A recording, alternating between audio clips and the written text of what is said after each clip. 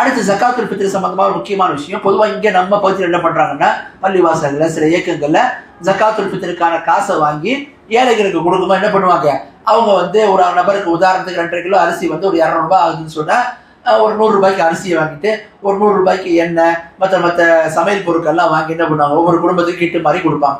இப்படி கொடுக்கறத பொறுத்த வரைக்கும் பார்த்தீங்கன்னா இது வந்து சரியான வழிமுறை கிடையாது. ரசூலா சொன்னது என்ன, ஒரு சா கொடுக்கணும். ஒரு சானா என்ன, அந்த 2.5 கிலோ அளவுக்கு வந்து வரணும்.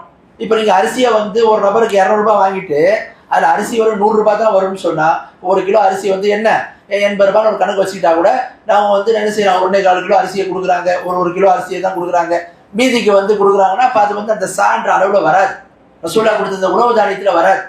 இன்னும் சொல்ல போனால் எண்ணெய் மற்ற பொருட்கள் வந்து உணவு தானியத்திற்கு கூட சேர்க்கக்கூடிய ஒரு பொருள். அது அடிப்படையான உணவு தானியம் கிடையாது. அடிப்படையான உணவு தானியம் என்பது என்ன, அரிசி கோதுமை, இதுதான் அடிப்படையான உணவு தானியம். அதைத்தான் ரசூலா கொடுக்க சொன்னாங்க. இது கூடுதலான அம்சங்கள். இதுல என்ன இல்லை, ஜக்காத்துல் ஃபித்ர் வந்து இதை கொடுக்க முடியாது. ஆகவே அப்படிப்பட்ட இயக்கங்களுக்கு கொடுத்து இந்த இபாதத்துகளை வீணாக்காது. அந்த மாதிரி நபர்கள் செய்யறாங்கன்னா மற்ற பொருட்களை நாங்கள் சேர்த்து கொடுப்போம், எல்லாம் ஜக்காத்துல் ஃபித்ர் கொடுங்க அப்படின்ற மாதிரி வாங்குறாங்கன்னா இது மாதிரி கொடுத்தா முதல்ல ஜக்காத்துல் ஃபித்ர் வந்து கடமை நிறைவேறாது. அதை கொடுக்கும் போது என்ன, தானியமா கொடுக்கணும். அவங்க தேவையுள்ளவங்க அவங்களுக்கு என்ன வேணும், பருப்பு வேணும்னா அதுக்கு கூடுதலாக கொடுங்க. உதாரணத்துக்கு நம்ம வந்து சாப்பிடக்கூடிய அரிசியினுடைய அளவு வந்து 2.5 கிலோவுக்கு இன்னைக்கு 200 ரூபாய் வருதுன்னு சொன்னா, இப்போ ஜக்காத்துல் ஃபித்ர் நீங்க வந்து மிக சிறந்த அம்சம், நாமளே நமக்கு தெரிஞ்ச ஏழைகளை வந்து அறிந்து அவங்கள்ட்ட போய் கொடுக்கறது ரொம்ப ரொம்ப சரியானது. அதுதான் ரொம்ப பேருதலானது.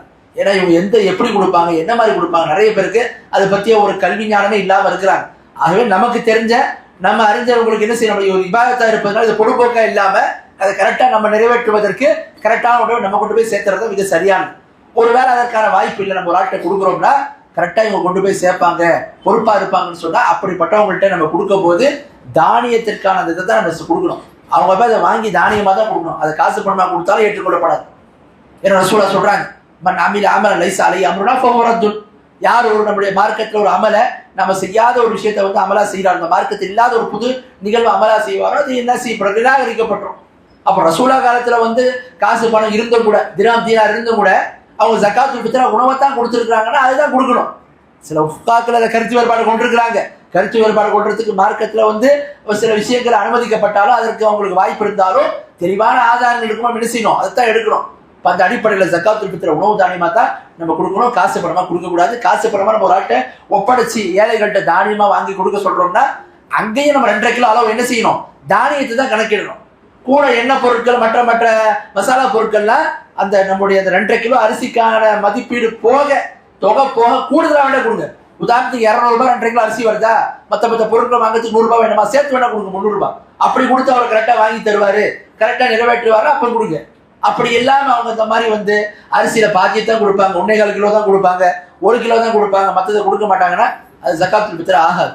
ஆகவே இதை நம்ம என்ன செய்யணும், கவனத்தில் கொள்ள வேண்டும். ஆகவே இந்த இபாதத்தில் கவனமாக இருந்து அது நிறைவேற்றணும். அப்படிப்பட்ட மக்களாக நம் அனைவரையும் ஆக்கி அருள்வானாக. வ ஆகிரு தஅவானா அல்ஹம்துலில்லாஹி ரப்பில் ஆலமீன்.